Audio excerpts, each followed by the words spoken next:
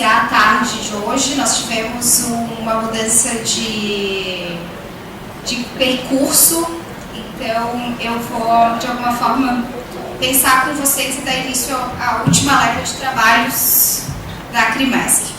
Primeiro, agradecer o convite da Crimesc, sempre um local, acho que é o terceiro ano seguido que eu estou aqui, prestigiando o evento, e é uma imensa satisfação, dessa vez, poder estar do lado de cá, da bancada, falando, porque ano passado eu estava ao lado do meu companheiro de vida, o professor Augusto Binho Amaral, na mesa, como mediadora. Então, é um prazer gigantesco, e dizer que essa composição de mesa está maravilhosa, de fato, está muito linda. A advocacia da Crimesc, a advocacia brasileira, tem se feito muito bem representada pelas mulheres, então acho que é um grande prestígio a gente poder compor uma mesa incrível como essa para também estabelecer um lugar de importância em tempos de resistência para as mulheres criminalistas. Então eu fico muito grata de poder falar com um grupo de mulheres tão incríveis ao meu lado, né? Então, quando veio o convite para eu falar para a Crimesc sobre tempos de resistência, muitas coisas passaram pela minha cabeça para começar a, de alguma forma, constituir uma ideia de diálogo com vocês. Eu, como advogada criminalista, como professora de Direito Penal, de Processo Penal e Criminologia, ocupar um espaço desse como mulher é bastante simbólico. Vocês vão ver que a minha fala não se dá tanto no campo das discussões de gênero, mas é impossível, como feminista e como uma mulher que atua nesse campo, que às vezes é tão árduo para nós, eu não posso, de alguma forma, me omitir quanto a esse espaço que eu ocupo. E eu vou fazer mais uma pontuação que eu acho que é extremamente importante de levar em consideração quanto à advocacia das nossas companheiras e companheiros negros e negras na advocacia criminalista, que tem sido e que deve ser cada vez mais reconhecido, prestigiado, e que ocupem também esses espaços conosco, porque estão presentes e são representados por grandes criminalistas e grandes criminalistas mulheres. Então, é uma convocação para que, se nós falamos em tempo de resistência, que esse tempo de resistência seja plural e múltiplo. Obrigada!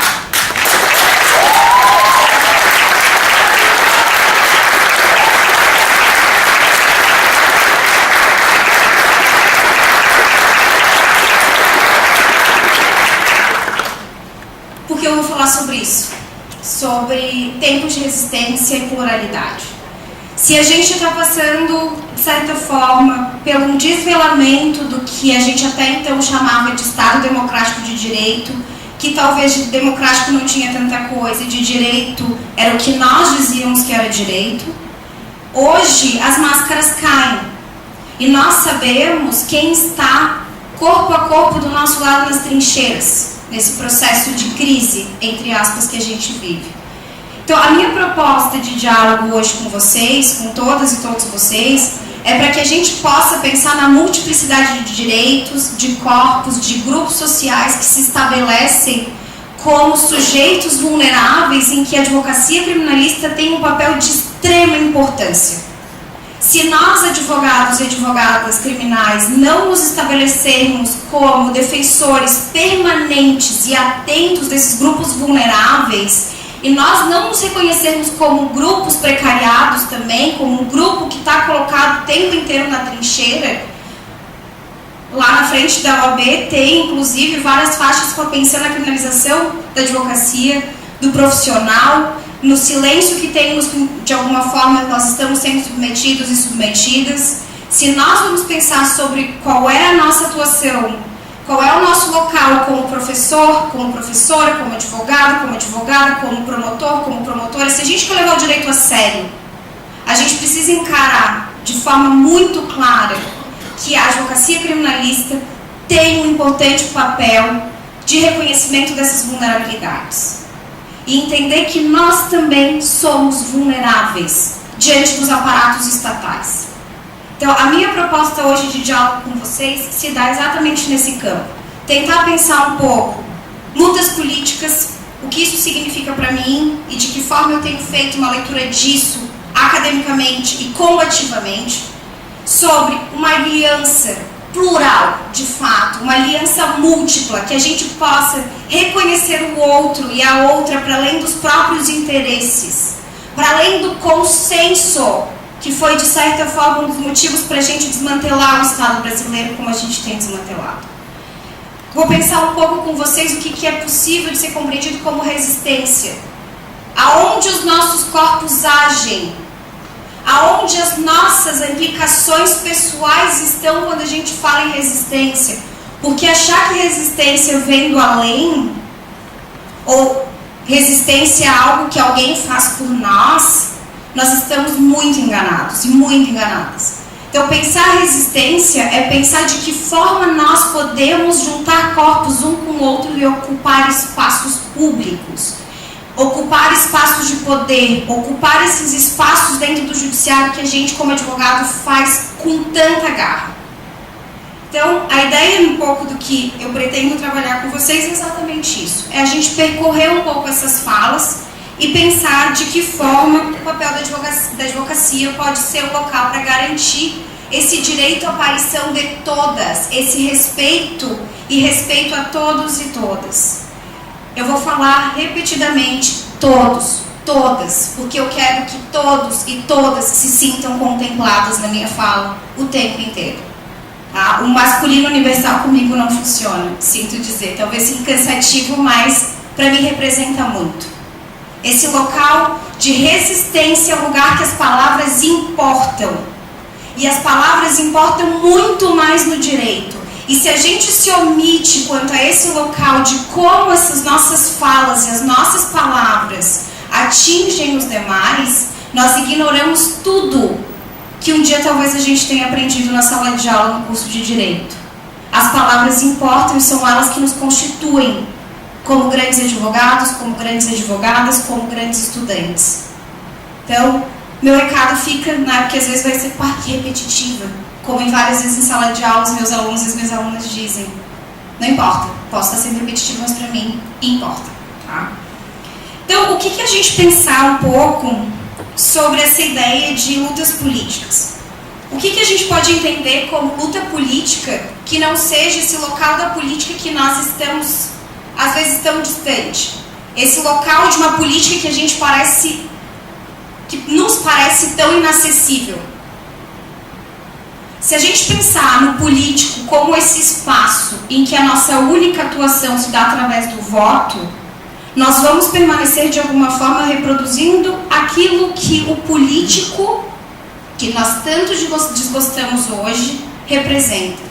Então, propor uma ideia de luta política passa como uma ação coletiva, como responsabilidade ética com o outro, como um espaço de luta, não só pelo que é necessário aos sujeitos, mas pela boa vida, para que não hajam vidas matáveis. Para todo advogado e toda advogada criminalista, pensar o que é levar a sério essa luta política como ação coletiva, para que todas as vidas importem, é extremamente importante, porque nós sabemos quem é encarcerado no Brasil. Nós sabemos quais são os grupos de corpos e de sujeitos que são diariamente exterminados da sociedade brasileira. Acabei de passar na SC e ver um outdoor, que eu não tenho certeza da informação, mas eu vou reproduzir o que está lá dizendo, que no Brasil morre um policial a cada 24 horas. Eu não tenho certeza dessa informação, está lá no outdoor, não é a melhor fonte segura, mas de qualquer forma, nós sabemos que os policiais e as policiais brasileiras hoje no Brasil estão morrendo. Nós sabemos que o sistema penal como um todo é um campo de massacre. E quem é que está sendo exterminado? Sempre o grupo mais fraco. No campo dos homens, nós temos sempre o grande perfil estigmatizante e presente do campo penal, do sistema penal, que são os homens negros e pobres. E no sistema penal feminino, nada muda. Muda sim, porque as mulheres são abandonadas. É muito pior. Mas nós temos quem? Mulheres negras e pobres sendo encarceradas no Brasil, que em 10 anos aumentou 500% o encarceramento de mulheres. Então, se eu quero levar a sério a ideia de que todas as vidas importam, como a gente tenta aprender ou tenta nos ensinar, e a gente nunca vê na prática, de que nós temos um princípio da igualdade ou da equidade, nessa ideia de disjunção, mas que nunca funcionou e que não funciona. A nossa atuação, o nosso papel como luta política tem que se dar a partir desse ponto. Tem que ser central numa abertura de olhar para os demais que não sejam aqueles que estão aos nossos lados no cotidiano, que não tenham os mesmos interesses, que não estejam na mesma projeção que nós dentro da nossa atuação ou dentro da zona de conforto de uma classe ou de um gênero e ainda mais de uma raça. Então, se nós temos que pensar de que forma realmente a resistência se dá através de espaços públicos, e não entendo o espaço público aqui somente como praças ou como ruas, espaço público é tudo que é nosso, é todo o poder público que é nosso, por um direito que nós ignoramos ou que nós não fazemos questão de lembrar. Então, pensar a luta política, para mim, é levar a sério o que o político deveria significar, o que a política deveria significar, que é olhar para o outro num grupo complexo e múltiplo de cidadãos e cidadãs que querem um bem comum. E isso é tão importante que, se eu vou pensar no que é resistência, e se eu vou pensar no que significa levar isso com compromisso, como filosofia de vida, como atuação cotidiana, eu não vou aceitar mudanças e reformas e direitos que não sejam em prol de todos e de todas. Se eu tiver que ter uma atuação política, um direito conquistado, qualquer coisa que seja em detrimento do outro ou da outra, eu não posso aceitar se eu estou levando a sério, se eu proponho aceitar o que é luta política. Se em tempos de resistência, que é o que nós propomos aqui, que é a Crimesc que traz para nós, e que todos e todas vocês estão hoje sentados me ouvindo, querem de fato ouvir sobre isso e não só cumprir horas para o curso de graduação, a gente tem que entender que é para muito além da gente, e que esse espaço que nós chamamos de público, dentro desse poder que nós chamamos de público, deve ser ocupado por nós. E as nossas vozes devem ser ouvidas, para além da expectativa de uma resposta estatal. Mesmo que o Estado não responda, nós temos que ocupar. Não adianta chegar com aquela máxima, não adianta fazer nada, porque não tem resposta, porque o Brasil está se desmantelando, porque eu não sou político. Se nós pensamos e pensarmos o que são tempos de resistência, isso é tarefa primeira da nossa atuação. Entender que o público deve ser público, independente do nosso cansaço da ausência das respostas estatais. E como advogado e advogada, nós somos, de certa forma, o acesso a esse público que muitas vezes não se acessa a todos, que não chega a todos. Então, se nós pensarmos de fato no que significa um direito à aparição, a possibilidade das pessoas viverem e serem como desejam e respeitadas por isso, e que elas sejam vistas como sujeitos, apesar de qualquer diferença, a advocacia tem um papel central em constituir esse direito de aparição. O sistema carcerário é o local mais claro do que significa a eliminação da frente dos nossos olhos das camadas vulneráveis e de sujeitos vulneráveis. Então, quando eu falo em direito à aparição para vocês, usem isso como exemplo. Aonde estão os encarcerados? Aonde estão as encarceradas? O abandono que as mulheres dentro do cárcere sofrem, só quem convive, ou quem estuda, ou quem luta por essa demanda sabe o quanto essas mulheres estão fragilizadas num sistema penal que não responde de forma alguma às suas necessidades mínimas, nem de higiene, nem de afeto, nem de nada. O sistema penal não é feito para responder relações de afeto. Mas nós vemos isso com uma clareza quando a gente pensa no sistema carcerário feminino. Então, pensar de certa forma que esse direito à aparição é dar abertura de vozes, é fissurar um sistema que silencia cotidianamente esses sujeitos para que essas vozes reverberem. Tem mais sentido ser advogado ou advogada do que fazer isso? Reverberar vozes de pessoas caladas, emudecidas pelo sistema? Para mim não tem. A possibilidade de trabalhar com algo que é revelar aquilo que está sendo oculto nessa máquina de estruturar gente que é o sistema penal, passa primordialmente pela seriedade que o advogado e a advogada vai levar na sua atuação. Então a luta política em tempos de resistência passa necessariamente por aí, pela necessidade que nós temos de fissurar esse sistema e fazer ecoar vozes. Vozes múltiplas, vozes que vão se aliar de alguma forma a esse local que numa hierarquia do judiciário pode nos colocar como advogados e advogadas criminalistas à margem desse sistema, em processos também de criminalização. Se nós pensarmos o que é a estrutura do direito, a forma que ela se compõe hoje na sociedade brasileira, a gente reconhece muito bem quem é o precário, quem é o advogado e advogada precária dentro desse sistema.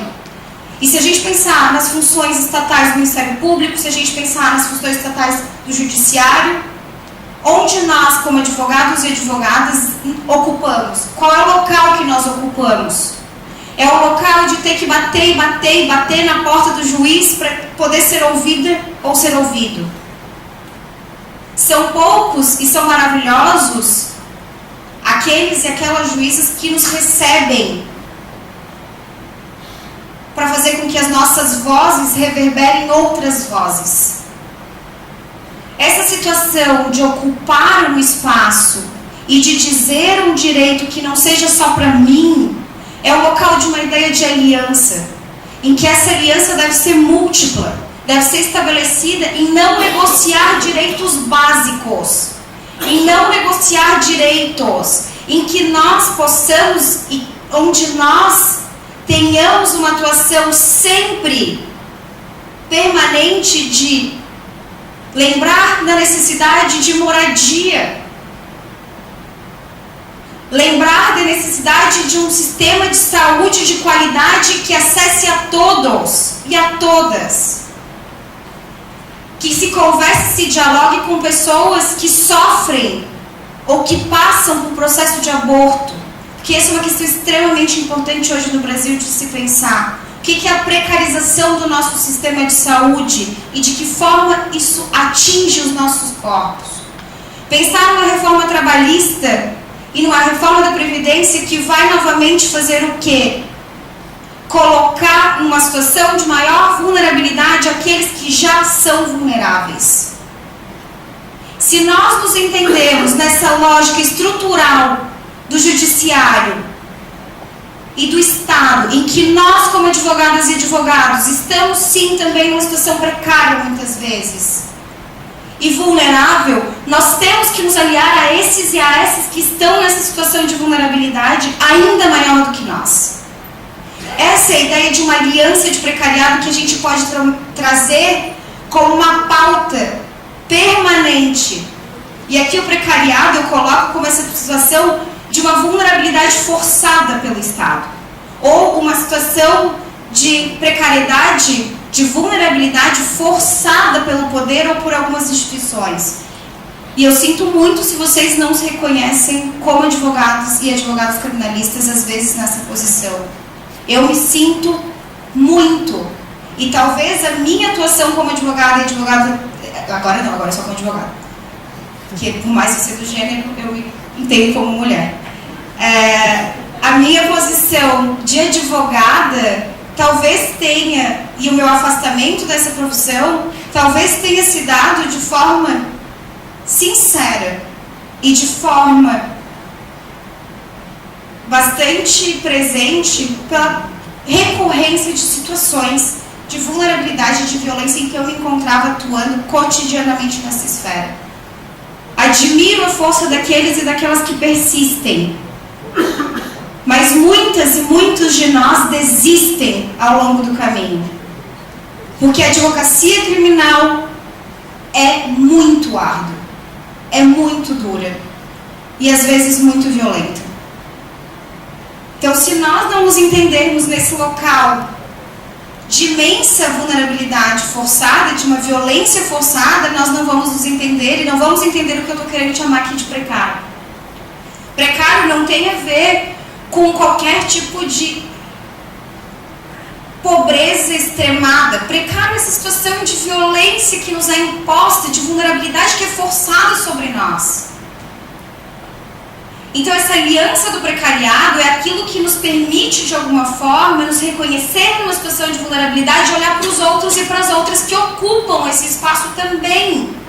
E a partir desse olhar solidário e cuidadoso, tentar construir estratégias de força e de resistência, que é um pouco do que nós estamos pensando aqui nesse momento com essa proposta da Crimesc, que pelo menos é assim que eu encaro. Porque tempos de resistência para falar só aqui dentro não adianta mais nada. Tempos de resistência para chamar e assistir um evento com esse nome, se eu não saio daqui pronta para a luta, e aqui não tem nada a ver com luta armada, já falei para vocês que luta que a gente está querendo de alguma forma travar. Se nós não sairmos daqui com esse olhar e com essa disposição, não serviu para nada. Foram tempos e horas de várias salivas gastas para vocês que não servem para nada. Então essa proposta de uma luta em que os corpos precários se aliem, olhando pela uma pluralidade e lutando e resistindo por uma pluralidade, deve ser o nosso projeto democrático radical. Isso é democracia. É nós abrirmos todas as caixas que ficam compartimentando homens, mulheres, transgêneros, negros, negras, e podermos de alguma forma falar sobre todos esses em qualquer espaço e estarmos todos esses e todos nós nesses espaços também. Isso sim é um projeto radical de democracia. É essa luta, é a minha luta, não só como professora, não só como militante, mas permanentemente como advogada. Então, se a luta aqui é para, de alguma forma, a gente pensar no que é esse projeto democrático radical, é para que nós devemos entender que somos algo mais do que um grupo submetido à precariedade e à privação de direitos. Que não somos só nós. A nossa luta como projeto democrático radical deve ser para ampliar o nós e desatar vários nós. O nós deve ser inclusivo. O nós deve ser não só inclusivo, mas ele deve ser aberto a tudo aquilo que eu sei, que eu não sei, o que eu conheço e o que eu desconheço. Se essa precariedade, de alguma forma, que eu vim falando para vocês, se distribui de forma desigual, eu posso dizer para vocês que a resistência, ela se distribui também de forma desigual. Mas se nós temos focos de resistência em qualquer um desses âmbitos, se nós utilizamos desses espaços públicos para chamar de nosso, nesse nós que eu acabei de falar para vocês, nós devemos, portanto, de alguma forma, entender que essa política de aliança, ela se apoia numa ética de coabitação e defeitos. O que isso significa? Significa que nós devemos ocupar os mesmos espaços e ocupar juntos e juntas esses espaços. E que os nossos feitos devem ser nossos, não só meu, ou seu, ou dele, em que a nominação do indivíduo sempre se sobrepuja à ideia de pluralidade, de coletividade, e elimina a ideia de singularidade. Enquanto o indivíduo, nessa figura única, eliminar a ideia de singularidade, nós estamos fazendo um direito em bloco, que nunca vai atingir os mais vulneráveis. Eu prometo que eu estou finalizando e não vou me alongar muito, mas pensem comigo que a luta política, portanto, se deve dar, ou se deve estar, nesses espaços públicos em que nós lutamos por distintas maneiras de ocupá-los. Eu não quero somente entrar no judiciário como advogada e somente assim ser ouvida. Eu quero que o judiciário seja aberto de fato aos cidadãos e cidadãs. Eu não quero que a Câmara ou a Assembleia seja ocupada só por aqueles que representam o povo. Nós devemos estar presentes naquilo que nós chamamos de nosso. Porque o político é nosso, nesse nosso plural. E é importante que a gente entenda que nós não temos como ocupar espaços se nós não tivermos o mínimo de apoio no mundo. Se nós estivermos sozinhas e sozinhos, não há nada que nos sustente para reivindicar direitos, para reivindicar aparição. Então nós precisamos estar apoiados, e ter suporte no mundo é o quê? É ter emprego, é ter a possibilidade de emprego, é ter a possibilidade de educação, é nós termos uma distribuição equitativa de alimentos, de habitação digna, liberdade de movimento e de expressão, e não liberdade de expressão vestido de ódio, de discurso de ódio. Isso não é liberdade de expressão, isso é preconceito. Enquanto nós vestirmos esses direitos como direitos de alguns e não de todos, esse projeto democrático radical não vai existir, esses tempos de resistência que a gente está pensando aqui nunca de fato se concretizarão. Porque se nós somos vulneráveis e nós reconhecermos isso em nós mesmos e em nós mesmas, nós sabemos que nós podemos resistir. A vulnerabilidade é isso, é de alguma forma um local que eu vejo que há a possibilidade de uma violência forçada sobre mim, ou algum tipo de implicação, mas eu consigo fazer o quê? Resistir a ela, me movimentar diante dela e lutar contra isso, que eu acho que é a proposta de todos e todas nós, pelo menos. Nós não vamos conseguir nunca atuar sem esses apoios de alimentos, de emprego, de habitação e de liberdade. Mas nós temos que lutar por um apoio que nos permita atuar ou que seja parte essencial da nossa ação. O que isso significa? Significa que eu não quero só me apoiar nisso. Eu quero que essas reivindicações de direitos sejam permanentes. Elas devem ser o movimento da nossa ação. Pensar nesses locais de apoio deve ser a filosofia do pensamento que nós temos para entender o que significa resistir. E essa ideia, portanto, de uma resistência se dá em entender que resistir sempre será através da ideia de que todas essas vidas que vivem hoje no Brasil e no mundo devem receber o mesmo direito de continuar vivas e de serem vidas